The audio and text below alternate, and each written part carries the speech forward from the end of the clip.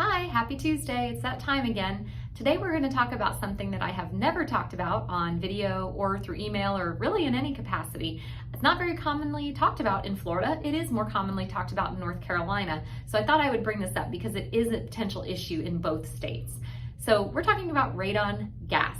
You've probably seen the disclosures about it, but do we even know what it is, where it comes from, and why could it be a problem? So it is a naturally occurring radioactive gas. It's everywhere. It comes from the soil. When you're outside, it just dissipates into the air. It's a non-issue, but indoors, if it gets into your home, it can be an issue.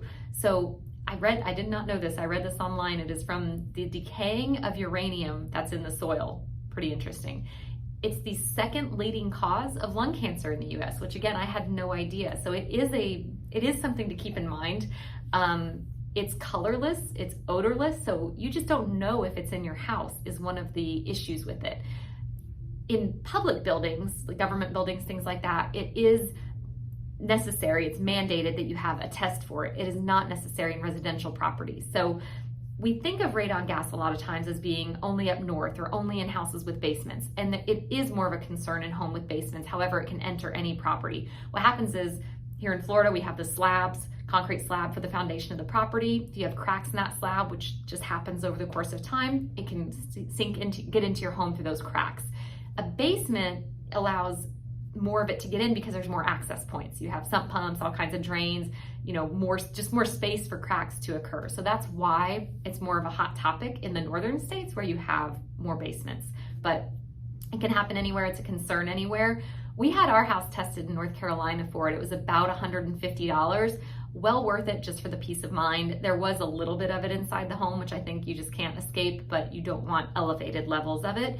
We also have a vent in our home. It runs 24/7. It goes from our basement just outside and it's just moving the air out. It's for radon ventilation. I have never seen that in Florida. Kind of a common thing in North Carolina. We had to learn what that was. So every county in North Carolina has, all 100 of them have the presence of radon gas. It's the most common in the Blue Ridge Mountain area because there's these large granite formations under the mountains that apparently yield higher amounts of radon than it would, for example, in Florida. So that's kind of the difference. I think it's really interesting. We can talk about both states and what the differences are, because even before I started working in North Carolina, I heard of it more up there and always thought it was in the northern states, but now I know it can be anywhere. So yeah, if you have any questions about it, just let us know. There's disclosures in both states for it saying that buyer beware. It's your job. If you'd like to test for it, you can. So